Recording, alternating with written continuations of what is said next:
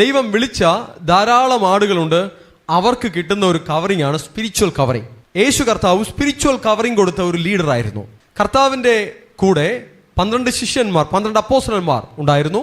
70 ശിഷ്യന്മാർ മറ്റൊരു സംഘം, മറ്റൊരു 120 പേർ മറ്റൊരു ശിഷ്യന്മാരുടെ സംഘം. ഇങ്ങനെ വലിയൊരു ശിഷ്യന്മാരുടെ സമൂഹം യേശുവിനുണ്ടായിരുന്നു. ഇവരെല്ലാം യേശുവിൻ്റെ സ്പിരിച്വൽ കവറിങ്ങിലാണ്. ഇവരുടെ ഇടയിൽ ഒരു പ്രശ്നം വന്നാൽ കർത്താവിനെ പിതാവ് ഉപയോഗിക്കും. ശിഷ്യന്മാർ ഒറ്റയ്ക്ക് പടകിൽ പോവുകയാണ്. രാത്രിയിൽ കാറ്റ് പ്രതികൂലമാകൊണ്ട് തിരകളാൽ വലഞ്ഞിരുന്നു. വെള്ളത്തിന്മേൽ നടന്നുകൊണ്ട് രാത്രിയിലെ 4-ാം യാമത്തിൽ യേശു അവരുടെ അടുക്കൽ വന്നു. എങ്ങനെ സംഭവിച്ചു? ഇതാണ് സ്പിരിച്വൽ കവറിങ്.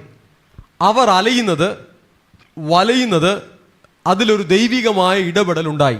നമ്മുടെ ജീവിതത്തിലും ഉണ്ടാകും. വെറും വചനത്തിൽ പഠിക്കുവാനല്ല, നമ്മുടെ ജീവിതത്തിൽ ആ അനുഭവം ഉണ്ടാകും.